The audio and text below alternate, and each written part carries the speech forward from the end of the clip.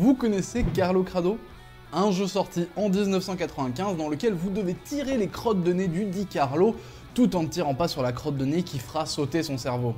Étrange, insolite, étonnant. C'est la caractéristique qu'on met en avant aujourd'hui au travers de 5 jeux.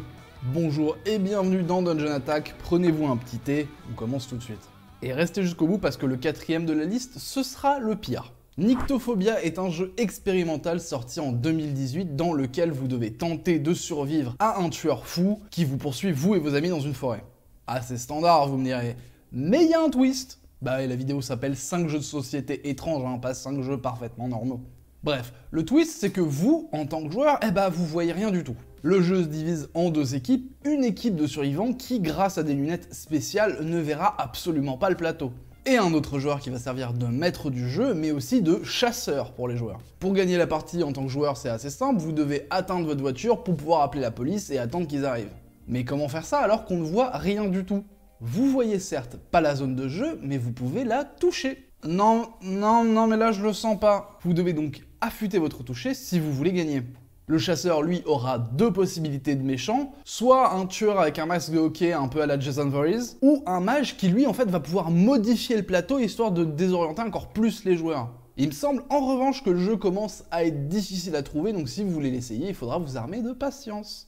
Vous savez, je fais pas mal attention à ma collection de jeux de société, quand même. Ouais, j'essaie de pas abîmer les composants, pas piller les cartes, tout ça. Et je mets tout dans des packs. Sauf que là, on va parler d'un jeu dont vous devez vous jeter les composants au visage. Potro Burrito est un jeu d'ambiance mixé avec un jeu de cartes et mixé aussi avec un jeu de dodgeball.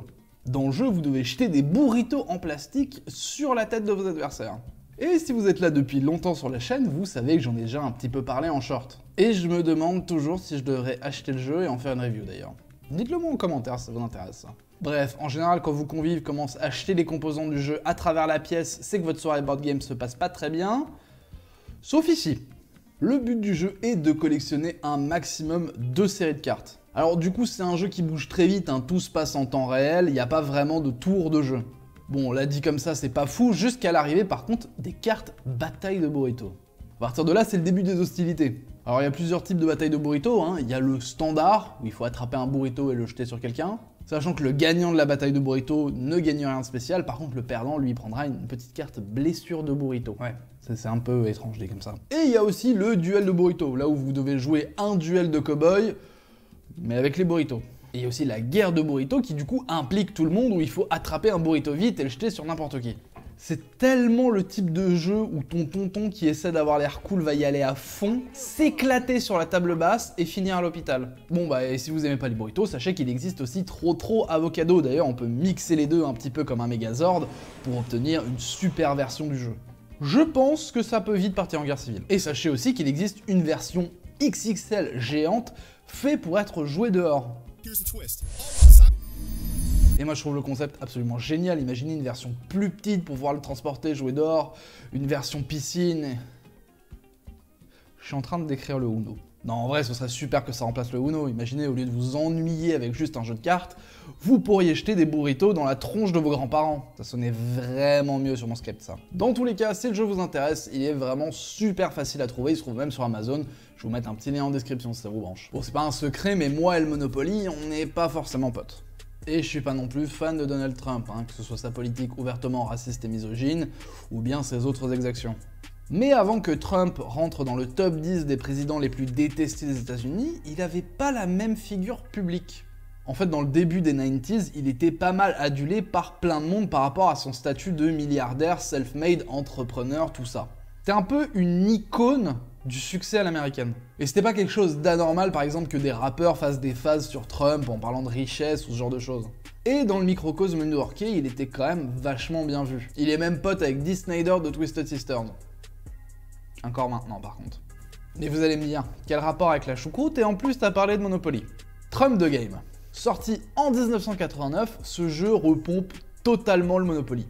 En y ajoutant ses propres modifications quand même, hein, comme avoir Trump dans le jeu ou que les billets soient beaucoup plus chers. Ouais, rangez vos billets de 1000, là on parle de sommes en millions.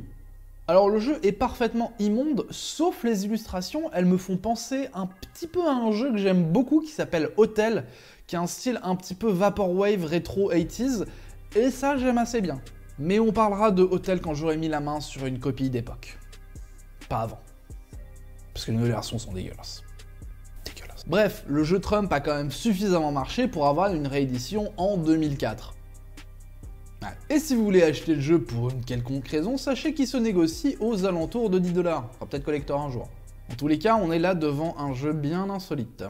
Étrange, ça veut pas forcément dire mauvais. Ça veut juste dire que ça diffère de la normalité et ça peut aussi être une bonne chose. Sauf que le jeu dont on va parler là, il est vraiment étrange.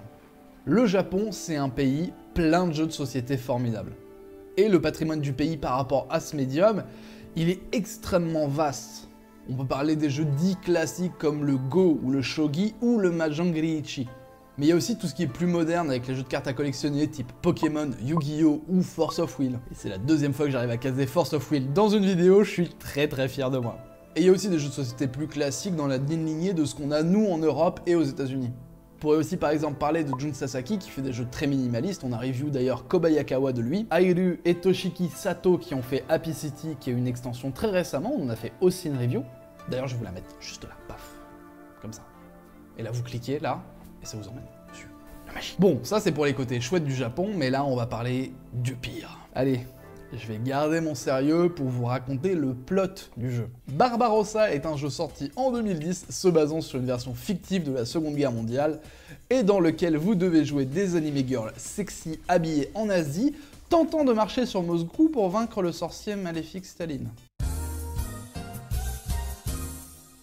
Putain de merde, qu'est-ce que je viens de lire? Ok, restez avec moi, celui-là il va faire mal au crâne. Bon, alors le prémisse du jeu est complètement cinglé, les visuels aussi. Je vais pas pouvoir vous les montrer à moins d'y mettre une énorme censure, donc je vous présente la censure tête de chat.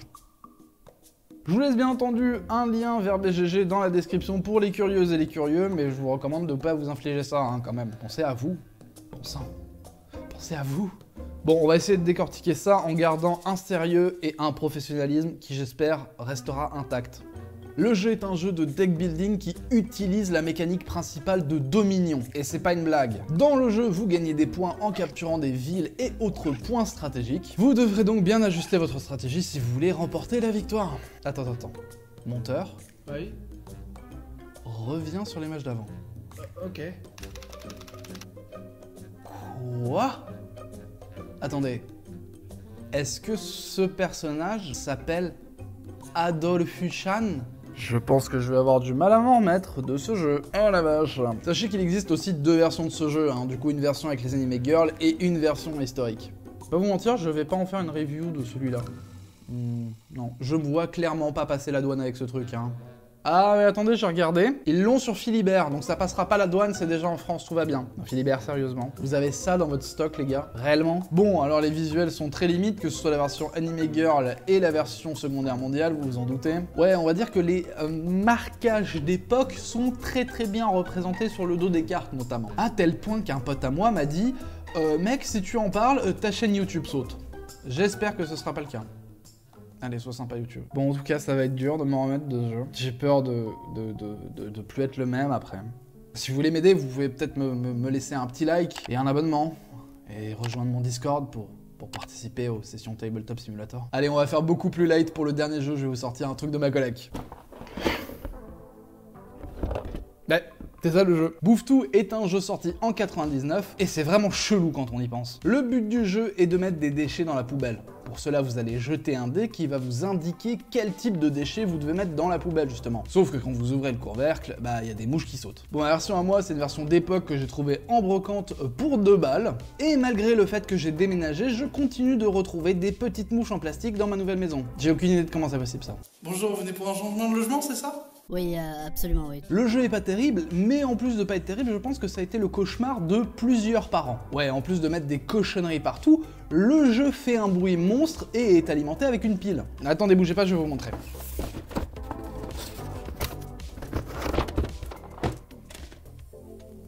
Oh bah il a plus de piles. Mais ça nécessite des piles de type C, mais personne n'a ça chez soi. Bon, ok, tu retournes dans la boîte. Bon, vous savez quoi, c'est pas grave, je vais vous montrer la pub de Bouffe-Tout en essayant de recréer au mieux le bruit que ça pouvait faire. Dans la poubelle Bouffe-Tout, les mouches se préparent à l'attaque. Attention à toi. Trie tes déchets, jette... dépense le moins a gagné. Bouffe-tout, le jeu qui nous rend tous fous. Par Goliath. Ah, la nostalgie, ce genre de pub. On devrait faire un top 10 des pubs de jeux de société, non?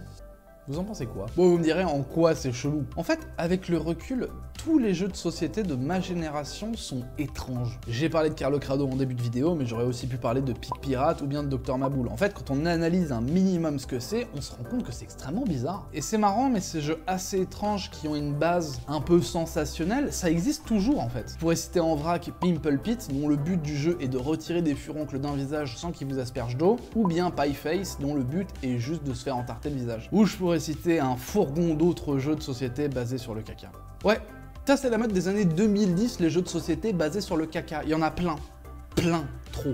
Beaucoup trop. Mon préféré dans cette lignée, c'est Don't Step on It. Un jeu dans lequel vous devez éviter de marcher sur des fausses crottes de chien tout en ayant les yeux bandés. Non mais dans ce cas-là, autant mettre des vraies crottes de chien si vous voulez l'expérience totale. Non bon, j'ai menti, c'est pas mon préféré, je m'en fous, j'ai jamais joué à ces trucs-là. Bon, vous l'aurez compris, plus que réellement parler de bouffe-tout, je parle là d'une lignée de jeux avec un prémisse sensationnel et un thème plutôt étrange. Et au final, c'est pas du tout quelque chose qui s'est arrêté, de prendre un concept insolite et d'essayer de le vendre avec pas vraiment un jeu derrière. C'est une technique marketing très courante, c'est un peu l'équivalent, si vous préférez, du clickbait version jeu de société. C'est-à-dire que, bien entendu que Don't Step on It, c'est pas un bon jeu, mais ça peut suffisamment attirer l'œil d'un enfant pour qu'il se dise « Papa ou maman, tu me l'achètes ?» Et c'est à partir de là que vous vous retrouvez les yeux bandés sur un faux tapis d'herbe en train de marcher sur des merdes de chiens. Bon, on va pas s'arrêter là. Comme d'habitude, je vais vous donner en vrac quelques jeux qui n'ont pas pu rentrer dans ce classement. Mr. T, le board game, un jeu de société qui était basé sur un cartoon qui, au final, n'a jamais vu le jour. Le pilote de la série, c'était que, en gros, Mr. T aidait les enfants dans des activités sportives et aussi à résoudre des mystères.